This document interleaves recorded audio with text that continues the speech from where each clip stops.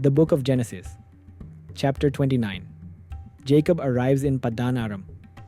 Then Jacob continued on his journey and came to the land of the eastern peoples.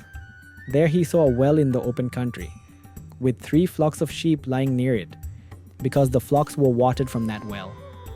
The stone over the mouth of the well was large. When all the flocks were gathered there, the shepherds would roll the stone away from the well's mouth and water the sheep.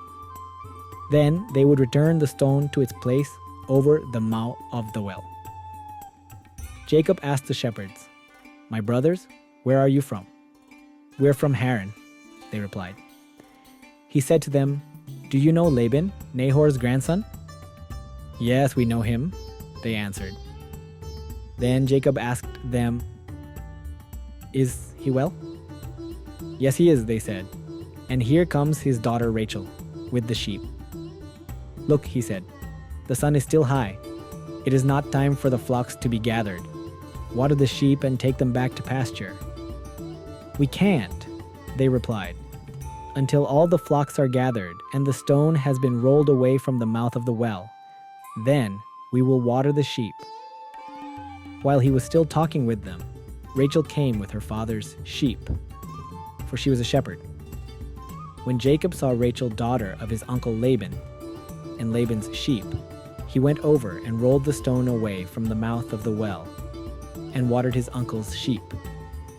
Then Jacob kissed Rachel and began to weep aloud. He had told Rachel that he was a relative of her father and a son of Rebekah. So she ran and told her father. As soon as Laban heard the news about Jacob, his sister's son, he hurried to meet him. He embraced him and kissed him and brought him to his home, and there Jacob told him all these things. Then Laban said to him, "You are my own flesh and blood." Jacob marries Leah and Rachel.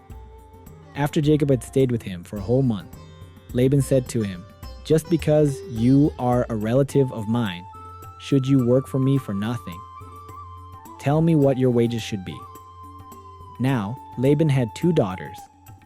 The name of the older was Leah, and the name of the younger was Rachel. Leah had weak eyes, but Rachel had a lovely figure and was beautiful. Jacob was in love with Rachel and said, "I'll work for you 7 years in return for your younger daughter Rachel." Laban said, "It's better that I give her to you than to some other man. Stay here with me." So Jacob served 7 years to get Rachel, but they seemed like only a few days to him because of his love for her. Then Jacob said to Laban, "Give me my wife. My time is completed, and I want to make love to her." So Laban brought together all the people of the place and gave a feast. But when evening came, he took his daughter Leah and brought her to Jacob, and Jacob made love to her.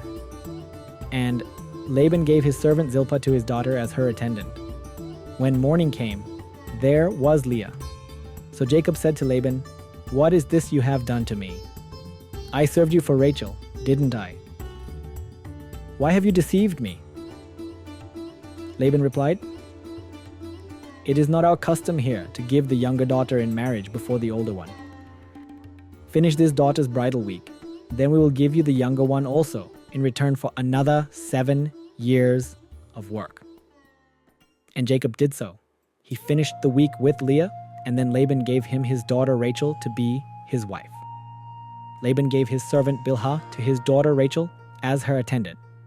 Jacob made love to Rachel also, and his love for Rachel was greater than his love for Leah.